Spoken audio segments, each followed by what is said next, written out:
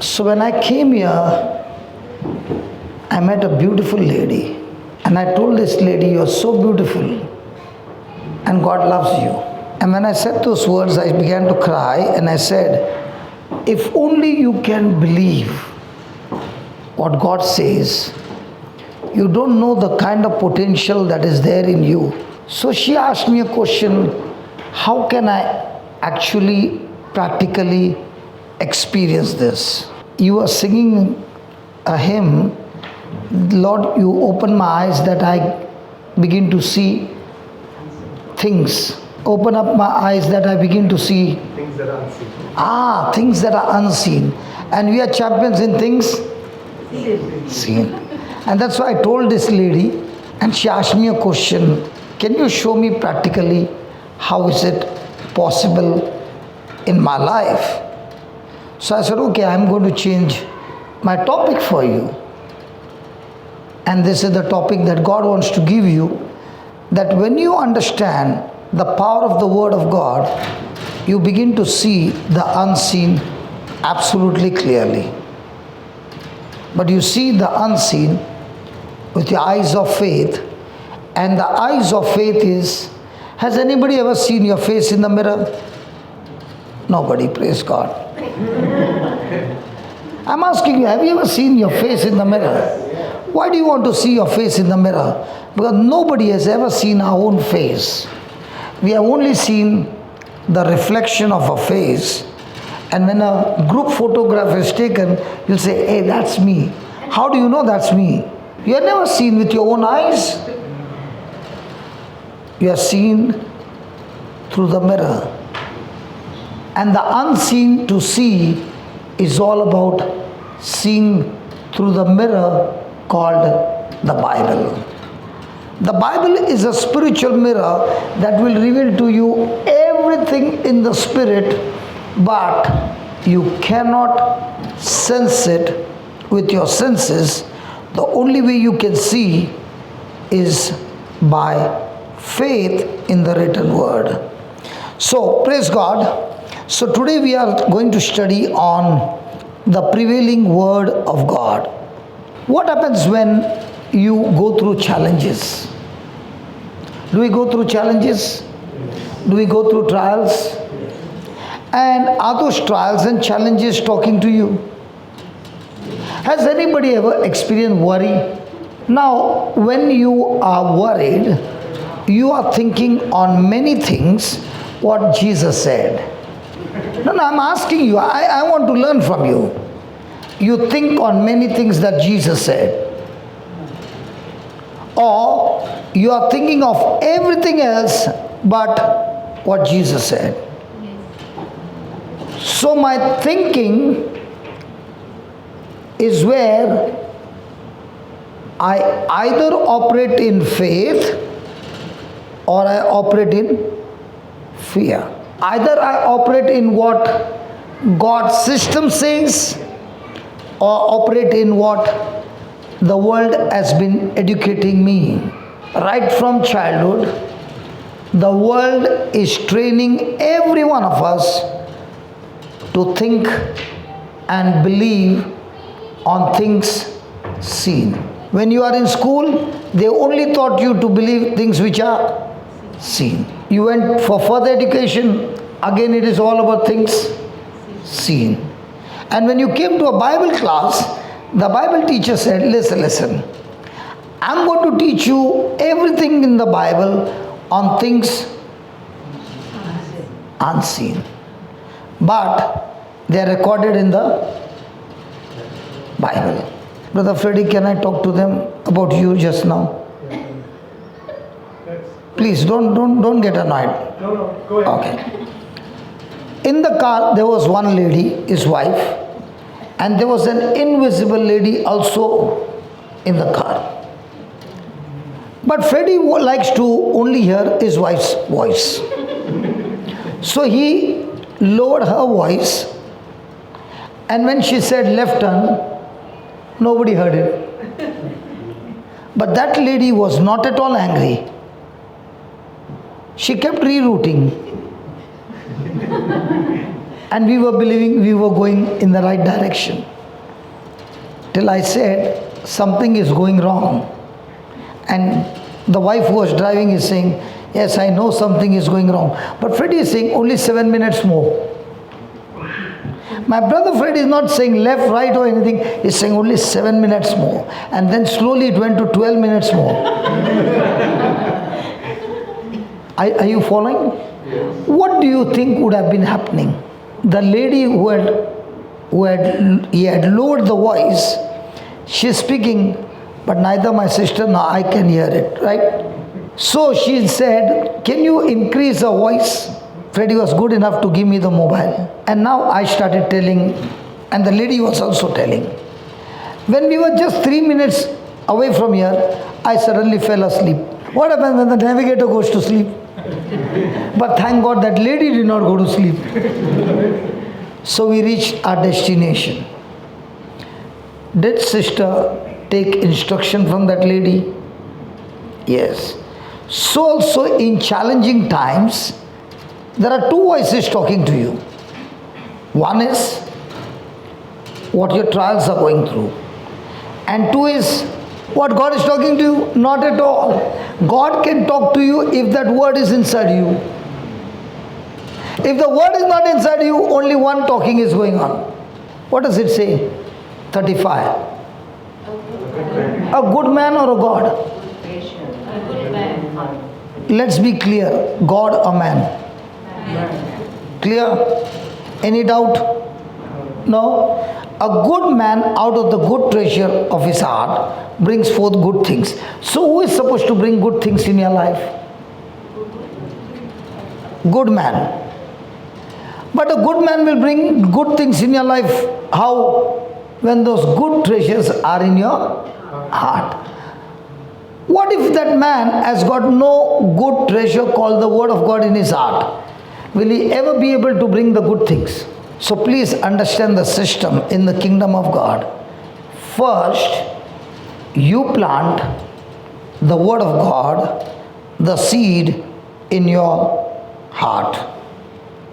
And now when trials comes, tribulations come, crises come, problems come, and they talk to you in the form of thoughts of worry, anxiety, fear, those thoughts are coming from outside, inside.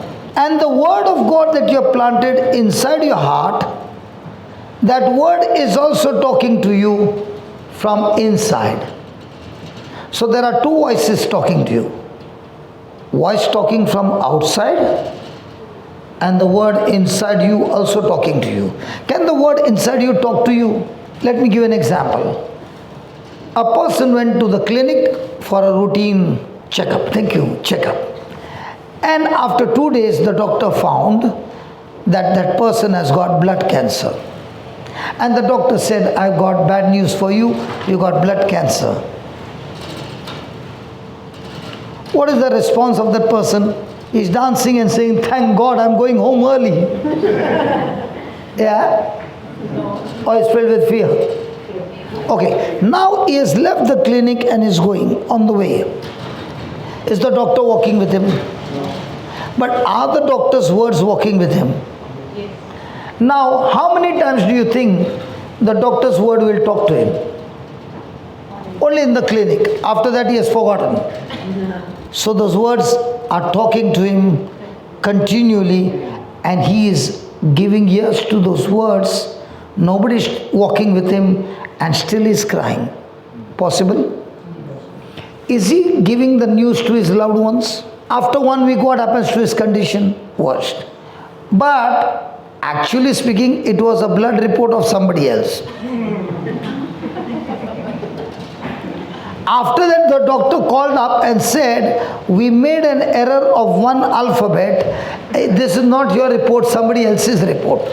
Now, what has been planted will go off with one call. It will still remain because it took 1 week of fear to grow. When the doctor gave him that report, what was the treasure in his heart? Good or evil? Evil. So now, what comes out of his mouth? God's word or what the doctor said? Ask your neighbor, when you open your mouth and you speak, do you speak what God said or what your situation said? Ask your neighbor. Husband can ask his wife, no problem. Please ask. What is the wife saying? You know, darling, God comes out of my mouth. Hallelujah. Hallelujah. So tell me, who is going to make your future? God or yourself?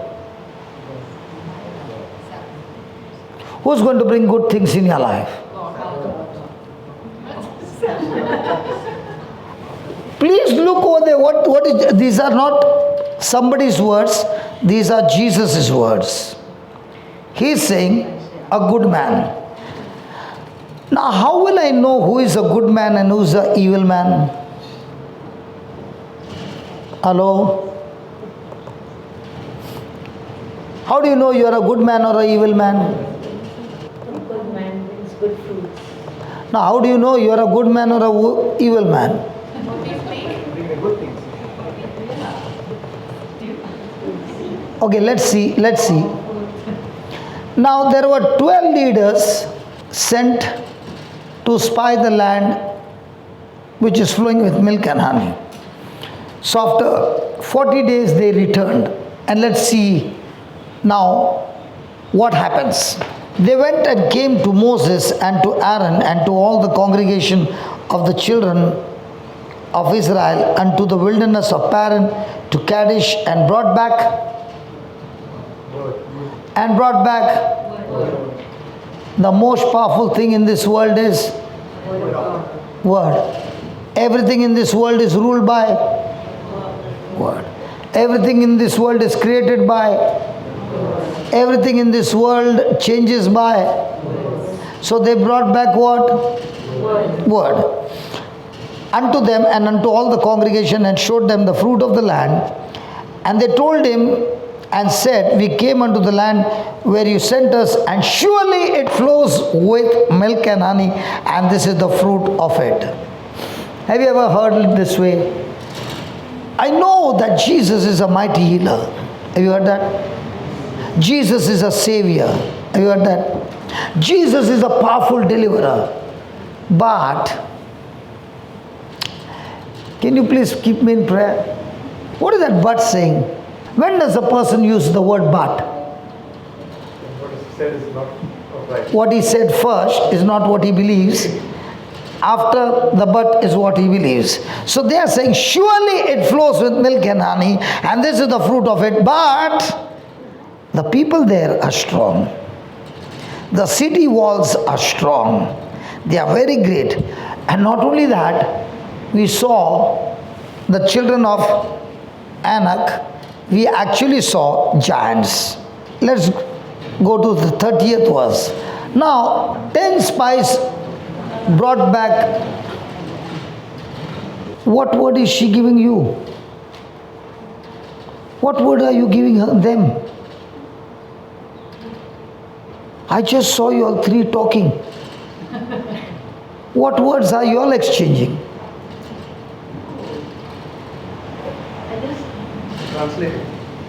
Translating. Okay, thank God.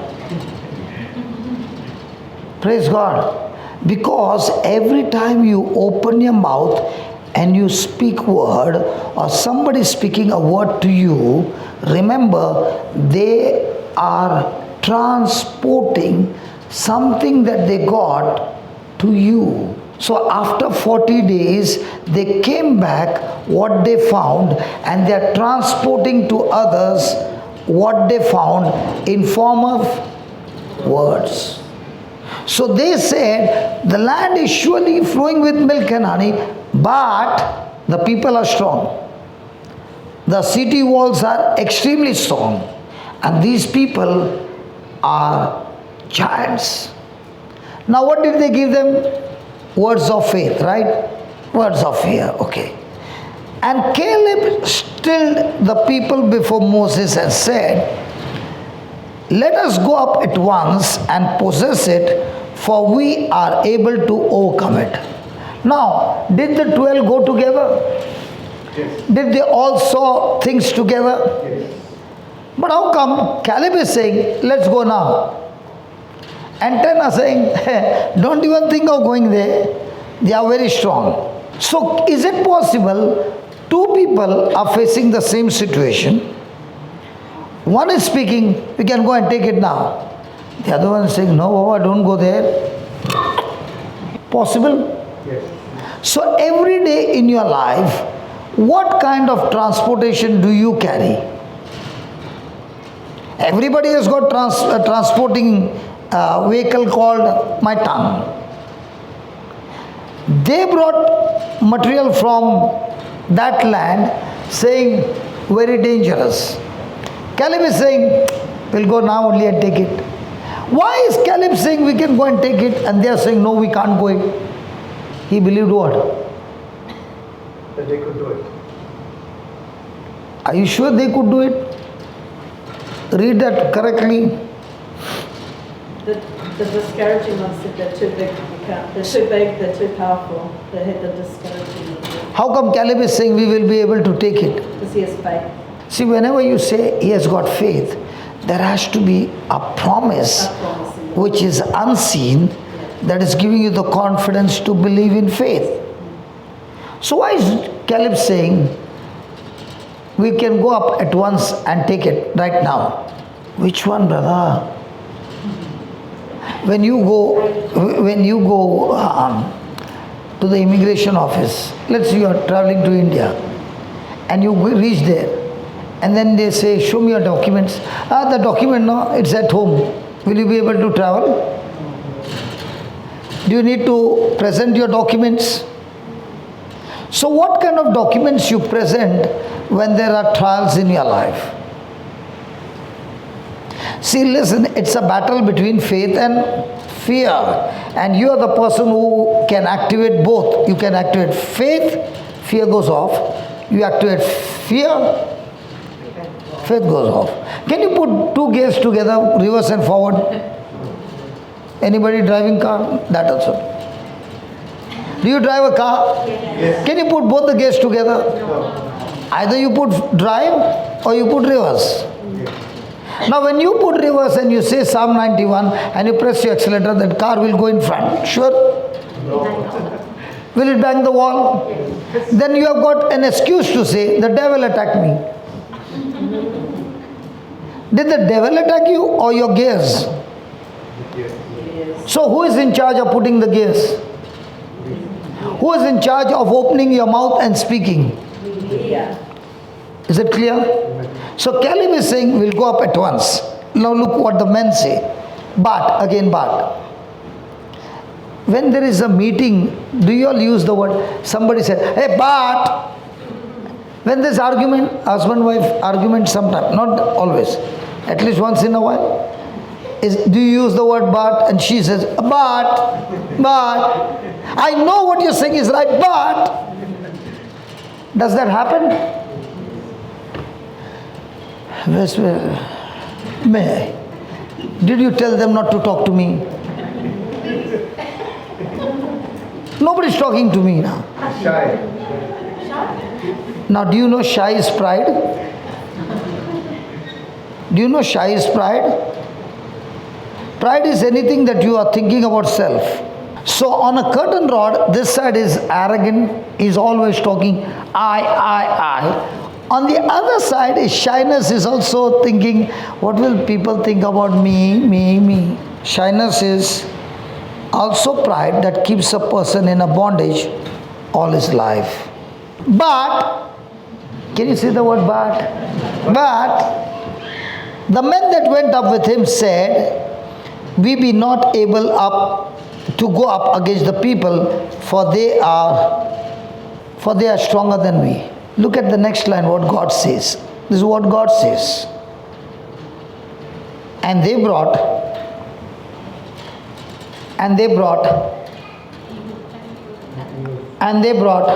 So who is the evil person who carries an evil report? So is it wrong to say what you see? These 10 brought back report what they saw, correct? Were they giants? Yes. Was the city strong? Yes. Were the people strong? Yes. So is it an evil report? It's the fact that they take the facts but they ignore God's promise. So why did it become an evil report? Because they ignored God's promise. What was ignored? The promise to take the promised land. So had God promised them that He had given them the land? Yes. So were they relying on their own ability or what God had said? Their ability. So in our life, whose ability are we believing in? Should be God's. No, I'm asking you, whose ability are you believing in? So are you also carrying some evil report? And if you are carrying an evil report, okay, then can you bring good things in your life? So just check for a moment. He said, Lord, open my eyes that I may see things that are... You are singing, no? And I was saying, please repeat it again. Please repeat it again. I wanted that word to go inside and become flesh in us. So after the hymn, the person says, brother, how are you? What to do, man? Back is paining. Now, is he talking about things unseen or things that he's feeling? So is he carrying good treasure? Are you understanding what I'm saying? So in the whole day, what treasure do you carry? So what you feel? People who live by feelings will always make self-destruction in their life. So when circumstances starts, trial starts, battle starts, which one are you allowing to prevail in your heart? What God said or what your senses say? Somebody will say, unless I see it, unless I touch it, I will not believe. Do you remember about St. Thomas? What did he say? Unless I see Jesus, unless I put my finger in his wounds, unless I feel him, I will not say that I believe. Next week, Jesus came and said, Thomas, come here. And what did Thomas say? My Lord and my God. And what did Jesus say to Thomas? Thomas, you believe me because you have Seen. Blessed are those. Who have not seen but believed. So which category are we? Thomas faith, Abraham faith. If you are in Abraham faith, you are saying, I don't need to see, I just saw it here. How many of you drive your car without the rear view mirror? What do you call the rear view mirror? You are looking like this, I got confused. Now, why do you see the rear view mirror? Because you can't put your head behind and see. So you are looking into that mirror. Are you believing that rear view mirror? Yes. In the same way, are you believing this mirror? So what is my battle every day? Which mirror are you believing? This one or this one? And those who learn to believe this mirror are the Joshua and Caleb generation. What was that song? I see a generation rising up to take your place. So do you actually see? But with your eyes of faith, do you see? So are you taking your position? Or are you being beaten up every day with situations? That's the battle. The battle is very easy. Have you seen an eagle? Have you seen a snake? The snake is very strong on the ground and the eagle is very strong in the air. When they have a fight, does the eagle fight the snake on the ground or in the air? In the air. Looks at the target, picks him up from the ground. The snake is powerless when it is lifted from the ground. So the children of God don't fight battles on sense knowledge. They take the battle from sense knowledge to faith knowledge, word knowledge. Now you are an eagle that can terminate every situation of your life. Don't try to fight on your sense knowledge, you lose. Fight the same battle with what God said. Like Caleb said, we can go now at once and take over this land. Whom did they believe? The good report of Joshua and Caleb, or the evil report of the 10 spies? So in the kingdom of the world, majority wins. In the kingdom of heaven, only 2, and they won and they reached the promised land. The majority believed in their sense knowledge. It was their land to be inherited, and 40 years they kept roaming but could not enter the promised land. And the same is today, that Jesus completed the battle for us on the cross, and he has won the battle, and we receive his inheritance of all that he did. But the question still remains the same. Are you going to believe the things seen? Are you going to believe the things not seen? So are you going to inherit what Jesus has earned? Or are you going to work hard and earn to get the riches of heaven? In the old covenant, it was possible that a person works hard and he gets blessed. But in the new covenant, you can't work to get anything from God. You can only get from God by believing your inheritance. So what's the difference? Old covenant, you work hard. New covenant, you learn hard. So what are we doing now? Working hard or learning? Learning. So when you are learning, that learning is teaching you all your life. You depended on your work, and now God is saying, can you now depend on what my son did for you? So in the whole day, what are you thinking? What you did or what Christ did for you? Tell me honestly, don't give me oral exams. Because if you think what Christ did, you wouldn't have been sitting on this chair. You would have been going somewhere to go and get some fishes in the kingdom of God. Because once you learn the system, you can't keep your mouth shut. Because now you are operating in the supernatural. And the supernatural will not be able to keep you in a position. The supernatural will take you from glory to glory. And that's the battle. Imagine when I was sitting like you are sitting now, that is 26 years back, I was brought in a very critical condition that I did not have my memory.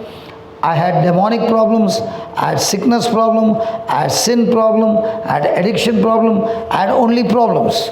And I did not even know my name. I did not even know who I am. And I was sitting there not knowing anything. And there was a service for 3 hours. Rosary, Divine Mercy, Mass, 1 hour, 15 minutes, preaching of the word, laying of hands, the whole package, 3 hours. I share with you what I learned from my wife after I got healed. The priest who prayed over me after all the service told my wife, take him home, he is completely healed, but bring him, take him home, he is completely healed, but bring him continually for 9 days. Don't miss a day. Wife was happy and she took me home. It was a journey of about 1.5 hours to 2 hours. And in those days, my neck would be all the time going. I could not keep my neck straight during my time of depression. So while going home, my wife is saying to me, you are completely healed. Jesus has set you free. Now, is she speaking a lie? Is she speaking a fact? Is she speaking what she saw? Because my neck was the same, symptom was the same. I could not recognize her. I did not know her name. Everything was the same. But what is she saying? Jesus has healed you completely. Why did she say that? Because she heard the priest tell her, take him home, he is completely healed. Now was she believing what her eyes were saying, or was she believing what the priest said. Was she believing her senses or what she believed what the priest said? So mind was depending on what priest said or what she saw. Next day morning she taught the two daughters. They were 7 and 8. And they come and say, Dad, you are completely healed. So 4 days I'm only hearing one word. You are completely healed. Jesus has healed you. Are they bringing a good report or an evil report? Are they feeding me with good report or evil report? Are my symptoms also talking to me that I'm not healed? So is there a battle between the good report and my senses saying that's an evil report? And when I'm going there, I can't understand what the priest is saying, sitting there, looking all around. But on the 5th day, early morning, I called her name. The moment she heard that I could recognize her and the name, she quickly ran and brought the children. I said, who are these? I said, these are our children. Their names. Then she asked me, who are you? I said, I'm your husband. And what's your name? I spoke to her my name. And 26 years back, on that day, my neck got healed. Till today, it's healthy.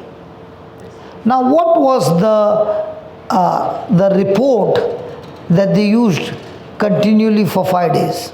Now, in your life, when you're going through certain situation and your eyes can see, and if somebody has to ask you, how's your spouse?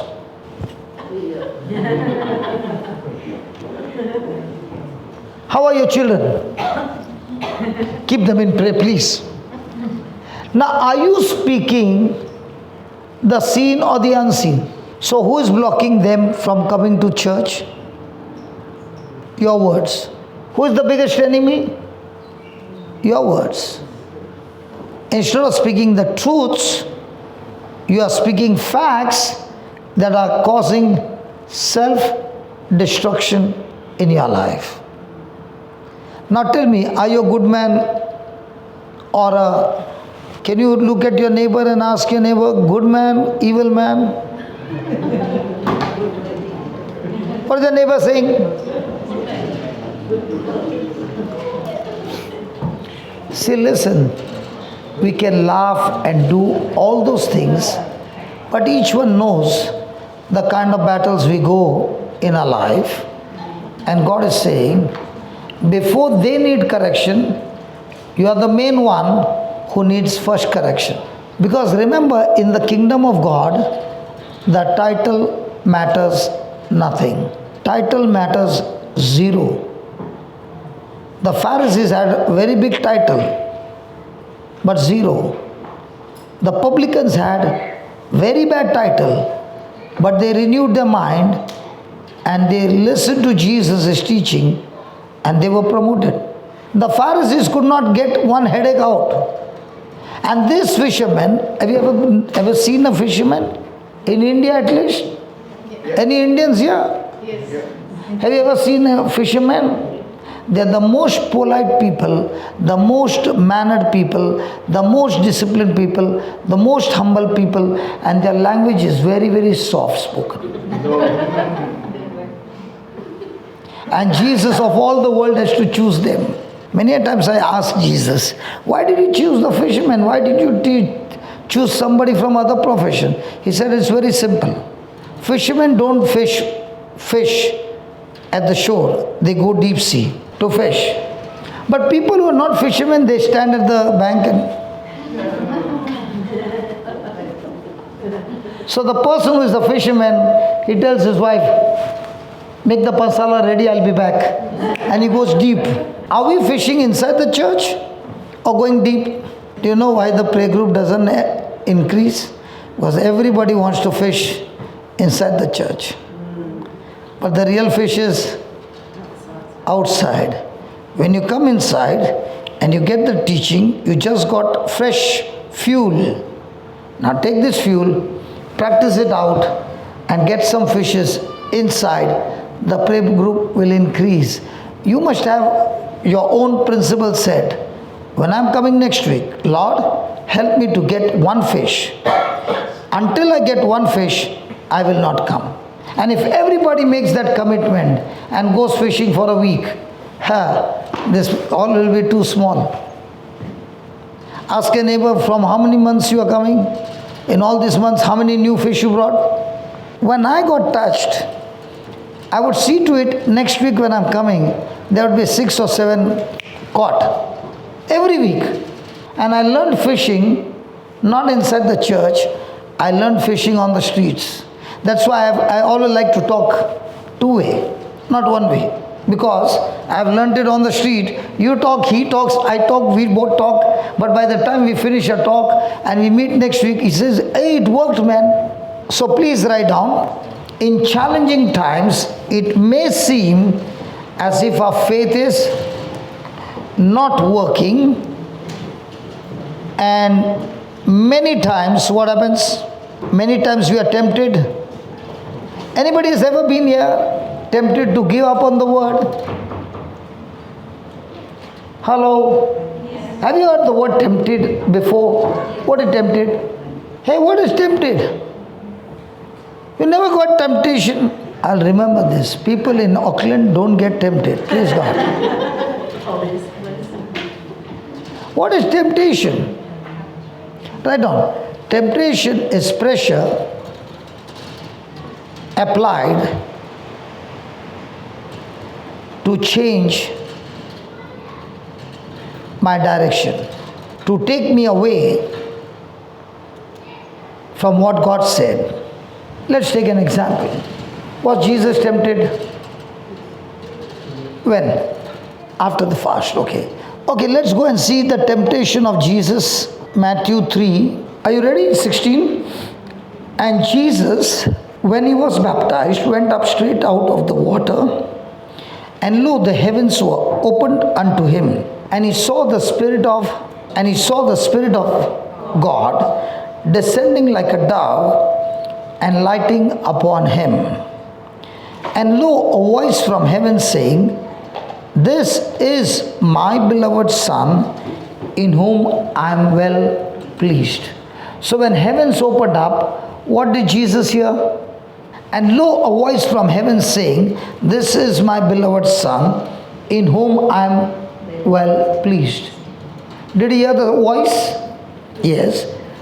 Now, after hearing the voice, what happened? Go to the 4th chapter. Then was Jesus led up of the Spirit into the wilderness to be. So the next time you pray, Lord, anoint me with your Holy Spirit. What does that mean? Why do you think God gives you His Holy Spirit? In the Old Testament, the Holy Spirit came on the people. After the assignment was over, the Holy Spirit left. But in the New Covenant, the Holy Spirit comes not only upon the person, comes inside the person and never leaves that person forever. But why is the anointing of the Holy Spirit given? To feel good. To have His power. Empower for what? To do God's will. Because when you are anointed, you will be introduced to your giant. Was David anointed by Samuel with oil? Did the Holy Spirit come upon him? Yes. Was the prophecy given that you will be a king? Yes. Did he become a king next day? No. So the anointing is for an assignment, for a purpose, but it does not happen the next moment. But because of the anointing, you begin to see things very different from other people. After the anointing, was David told by his father, take these sandwiches and go and give it to your brother? Yes. Now did he go as a delivery boy? Yes. And did he see Goliath? Did the Israelites see Goliath? Yes. Were there people in the army? Yes. Was David a man in the army? No, he was a shepherd boy. They all saw Goliath. Saul also saw Goliath. David saw Goliath as an opportunity to rise higher. So every time you face with a problem, a person who is anointed has got a victor's mindset and he says, wow, thank you Holy Spirit for giving me this opportunity to kill this Goliath. A person who looks at his battle with fear is already a victim. He has already conceded the battle. He is always a loser. In the same way, now when Jesus got baptized and he received the Holy Spirit, now begins what? His mission, his purpose, the assignment that he has on his life. And the Spirit of God purposely led him into the wilderness, where now he will go through the test, because the devil will come to test him. Now, does the devil come to test us? Will we go through a test? Yes. Come on, will we go through the test? Yes. Be careful what I'm asking you. Will we go through the test? My brethren, count James chapter 1 verse 2. My brethren, count it all joy when you fall into diverse temptation, knowing this, that the trying, okay, let's have some other translation. For you know that the what? Testing of the faith. So will you be tested or your faith will be tested? Is the devil interested in testing you? Because he is far superior than you and I are. He can bash us up anytime. But if that same person has got now a seed planted in him, which is the word of God, he will see to it that he has to get that seed out, because that seed is what makes us go into the supernatural. So when you are studying the word of God, will Satan come at once? He will never take a vacation. He wants to come and take that seed first thing out of your life. So your faith will be tested. And when faith is tested, what happens? When faith is tested, what happens? Okay, I'm sorry, I should have given you the scripture. What does testing of faith do? You are playing the guitar, right? Let's say 3 people came to you and said, you play very beautiful, brother. Can you teach me, please? What will you say? Practice. They only want to come and learn from you. What will you say? Please come. And you gave them lesson number 1, tra, tra. Go home and do tra, tra. Now, the whole day they are doing tra, tra. By evening, what happened to their fingers? It must have happened to you also. Yeah. Were there blisters? Yeah. Yeah. Now, looking at the blisters, 2 of them will say, tra, tra, po. Many have left. But there's one person endures every pain, puts hours and hours. Now, can it be possible that person can play better than you? So every time we lost a battle, it is only when you lost your patience. Is this a good place? Wow. But can you see something in gray? 1, 2, 3. What are those? Pillars. And on those pillars are built what? The ceiling and everything. Patience is the pillar that supports your faith. If you got faith but no patience, a little pressure, the whole building will come down.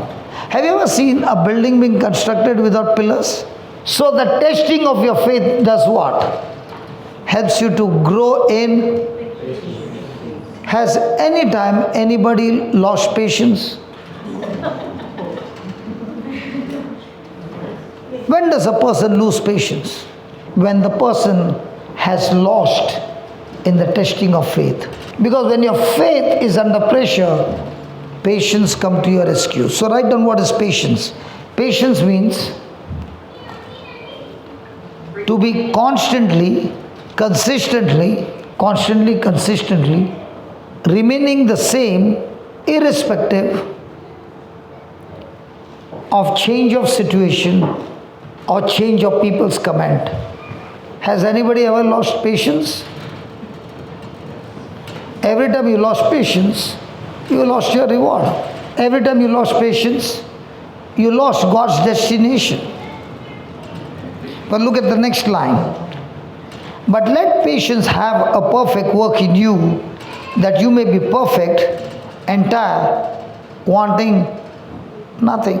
People who are extremely strong with patience, God calls them mature Christians. And mature Christians, the Bible says, they shall lack nothing. So the trial will help you first of all to grow joy. With joy, when it is tested, your faith is tested, you will begin to grow endurance, perseverance, and patience in the midst of battle. Third, when you allow patience to have continuous work under pressure and patience and you're enduring, you will begin to mature. You become a mature Christian. And fourth, now God can reward you and enrich you with His resources, because now He knows His resources will be used in the right direction. So the battle is come for your growth, not to kill you. How many of you know cycling? What when this New Zealand is? You know cycling? How many times did you fall? Did you pick up the cycle? Did you practice? Did you master it? Then you took double seat. Then you took triple seat. Then you left one hand. Then you left two hands. Come on. But it did not start in the beginning. But you did it with practice.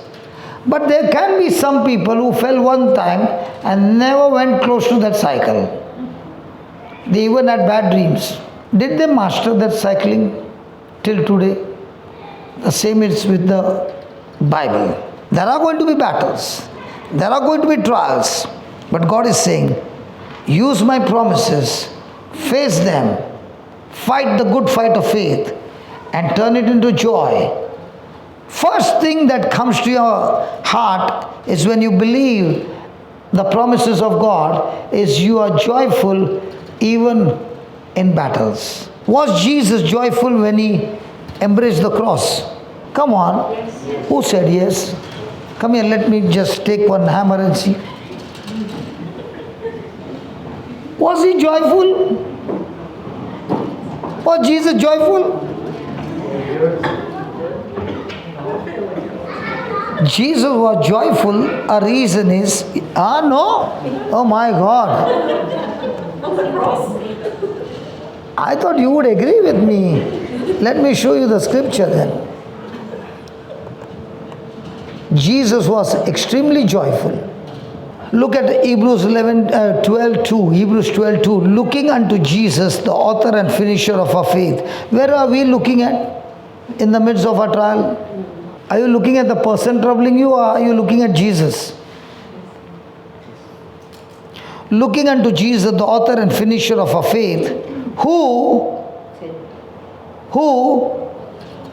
for the joy that was set before Him. So was it a match setting? Can you believe the Father, the Son and the Holy Spirit had already set it up?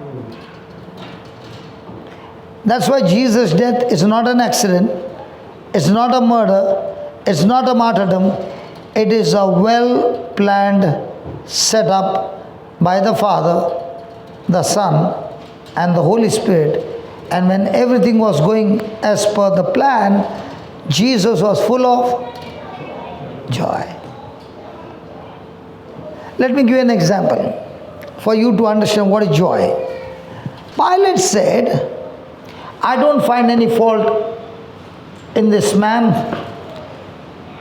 I find him innocent. And that's why I've decided to release him. What does the crowd say? If you release him, you are no friend of Caesar. So he said, as per the law, I've got Barabbas and I've got Jesus of Nazareth. So as per the law, I will release Jesus of Nazareth. So what did the people say? Release Barabbas. And he said, what do I do with Jesus of Nazareth? Who said? Before the people said, somebody said. The chief priest said, crucify him. When the chief priest would have said, crucify him, Jesus would have filled with so much of joy. Do you know? Jesus is the Lamb of God. And he has offered himself as the lamb to be sacrificed. But a lamb cannot be accepted as a sacrifice without a priest. Jesus is not a priest now, he is a lamb. But the chief priest did not know he was part of the game when he opened his mouth and said, crucify him. And Jesus would have said, Father, now you got the priest offering me a lamb, sacrifice acceptable, and he would have turned into joy. So was Jesus looking at everything from the kingdom eye or from his eye? Okay, let's take another example. Jesus said, who do you say I am? To his disciples. Simon said, you are the Christ, the Messiah, the Son of the living God. Jesus said, hey, listen, Simon, son of Bar-Jonah, flesh and blood did not reveal it to you. My Father revealed it to you. What must be happening to Simon's chest? I got direct connection with the Father, man. Hallelujah.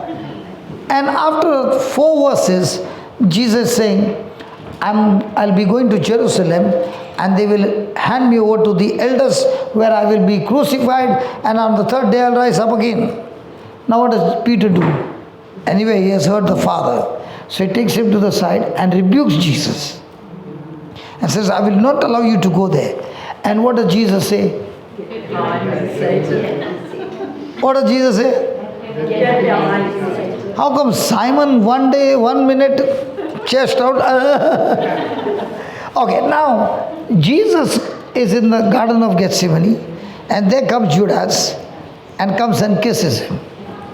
And he gives them the signal, the one I kiss is the one you're looking for, right? So he comes and kisses Jesus. And Jesus says, with a kiss, my friend. He calls him my friend. Now will anybody call Judas his friend? So how come Jesus can call Judas his friend? Simon Peter, who wants him to be alive, he calls him Satan. What would we call? Simon is my friend, and that Judas, the devil. But Jesus is calling him friend. Now, is Jesus looking at every situation from the eyes, from his natural eyes, or is he looking from the kingdom eyes? And how are you looking at everything in your life? So now when the battle begins, are you going to look from your eyes or from the kingdom eyes? If it is the kingdom eyes, then you will be saying, praise God. The first thing is, the joy in my life will be extremely strong, because the joy of the Lord is mine. The joy of the Lord is mine. And what is the joy?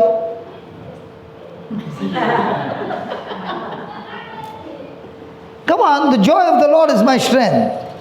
And somebody comes and says, okay, tell me what is joy. Joy is joy. Mary, what is joy? You are laughing, I can see that. But when the trial begins, somebody comes against you, do you do the same? Do you do the same? Why not? Okay, I'll give you what is joy. You saw a match. Here, there was a match. You said some match was there? Rugby. And you saw that match very close. Any team could win. At the last minute, your team won. You saw it live. Now your spouse doesn't know, and you're watching the highlights, and your spouse is sitting with you. Who is under pressure? Why are you not under pressure?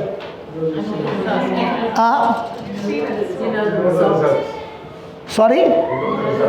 You know the result. So also in our life, has Jesus won the match for us on the cross? Yes. So what are we living now? Highlights. And because you know you are in the victorious team and victory has already been won, all he's saying is cling on to what I said, which is unseen, and the victory is guaranteed. Amen. And because you know that this battle will help me grow my joy, grow my patience, grow my maturity, and grow my enrichment. So every battle has got 4 benefits for you. In Ireland, New Zealand, if the child is under 18, is he called as mature? What is the maturity age here? 18. 18. So if there is a property which the parents have and the child is 16, will it be transferred in his name? Why not? It's not of age. Huh? Not of age. So not yet matured. Correct? Correct. That is in the world 18. In the kingdom of God, when is a person matured? Even if he's 50 doesn't mean he's matured. Matured is the person who has grown in patience. And patience can grow only in the midst of a battle. So unless you're matured, can you ever experience inheritance? All this time I have been making a wrong prayer. God, get me out of this battle.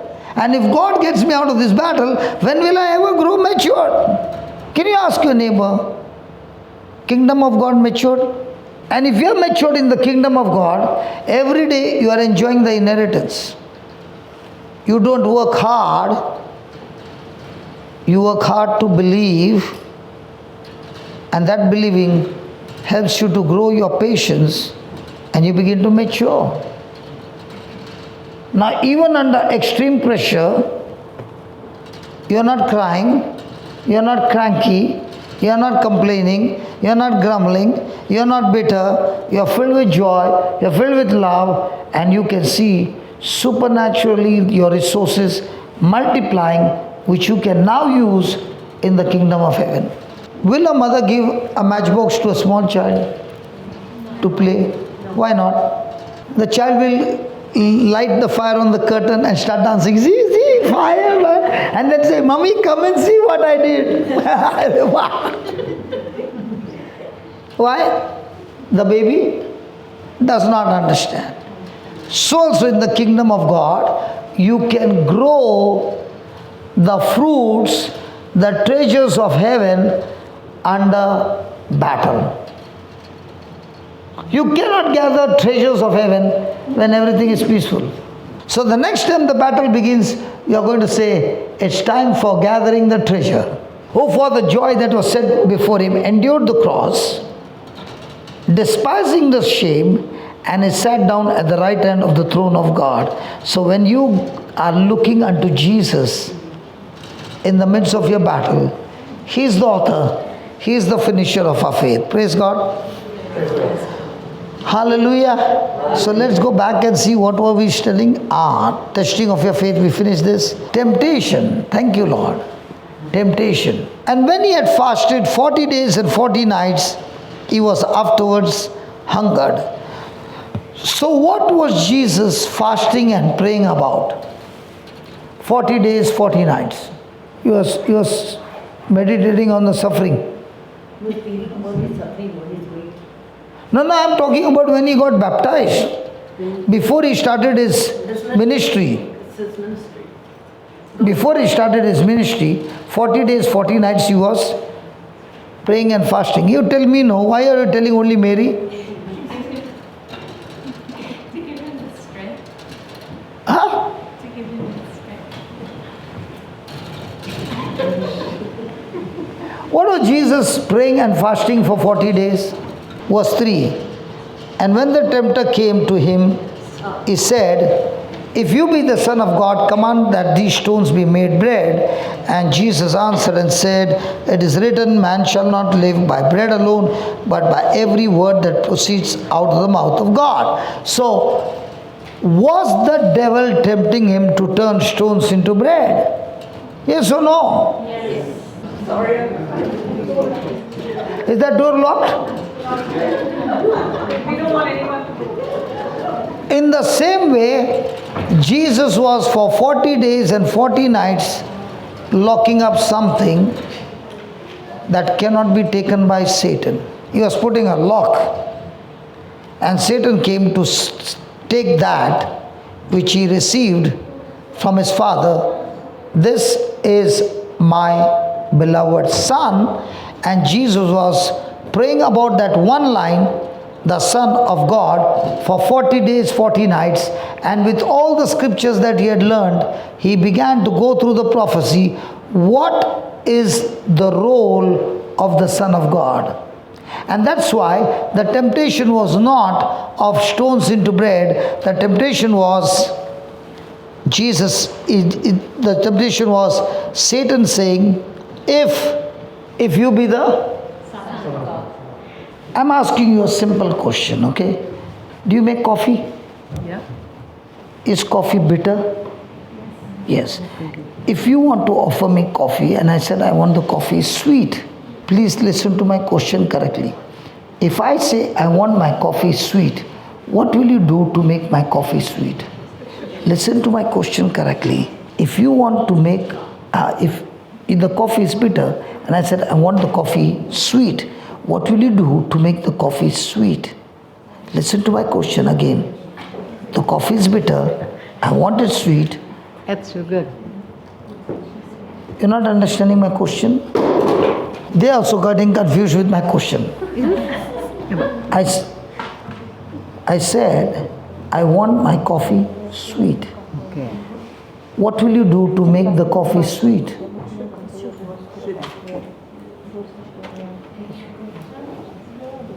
Add sugar. Put some sugar. Palm sugar. Add sugar. Add some sugar. Palm. Some sugar. You are from which country? You're from which country? China kali. Oh, Indonesia. Malaysia and Indonesia. You are so smart people. You confused.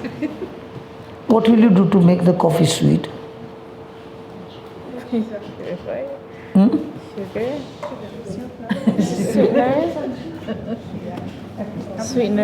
Sweetener, okay. Sweet. Good for you, sweetener. Sweetener. Yeah, sugar only, Yeah. not sweetener. Oh, this is for the diabetic. It's very good. What about you, Baba?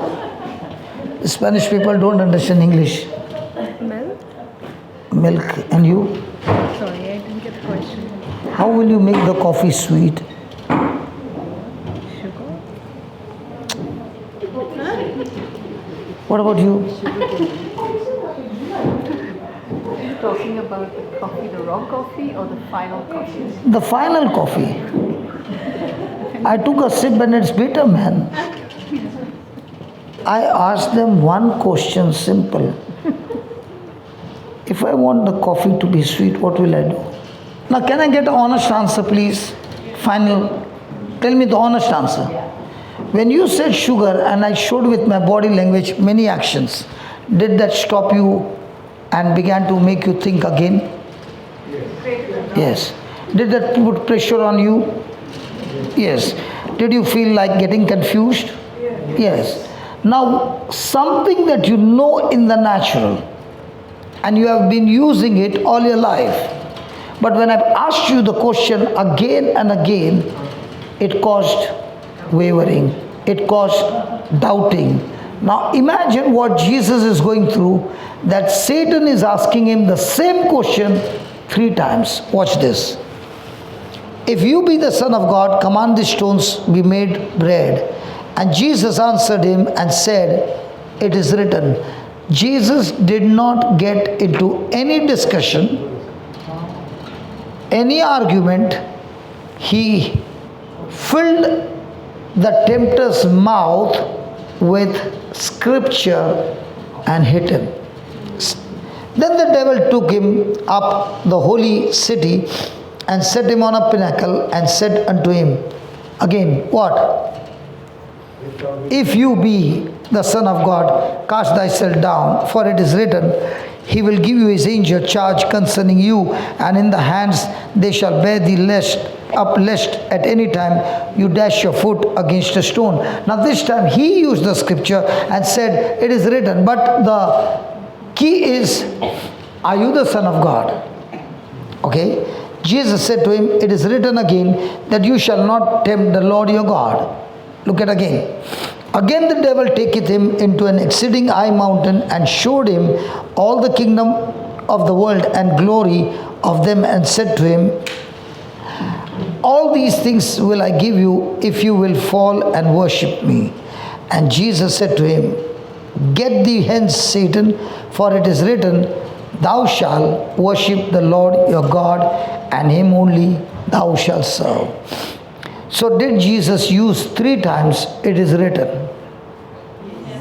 Why is Satan asking what seed has been planted which Jesus meditated for 40 days and 40 nights? In the same way, when you start learning the scriptures, remember, Satan will come at once. And what will he ask? Something that you are learning, and question you what you are learning, because he knows by asking you the question, the same question again and again, praise God, you will fall for it. Now, after Jesus finished 8 verse, after he passed the test the 3rd time, the devil had ended all the temptation and he departed him for a season. What happens after that? And Jesus returned.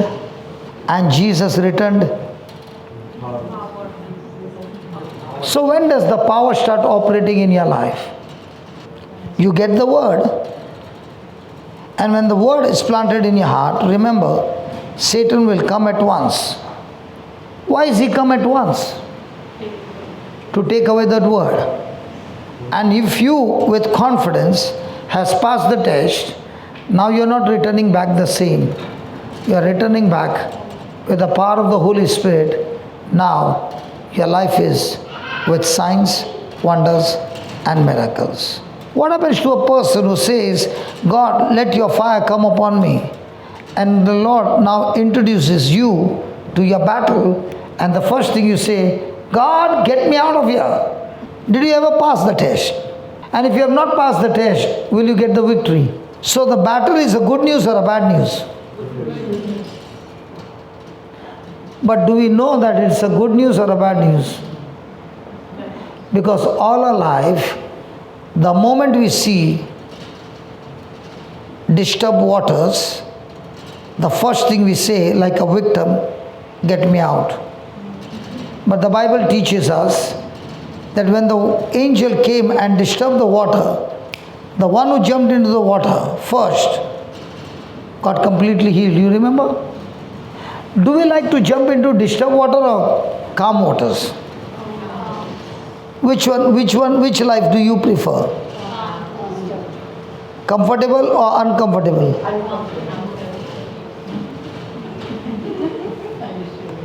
So once you understand the kingdom system, now you are ready for the battle and you're saying, Lord, I understand the only response I can give to the devil, like Jesus gave, no explanation, no consultancy, just open my mouth and speak the word, and the word will fix the devil. So when the sickness tempts you and talks to you, what do you speak to the sickness?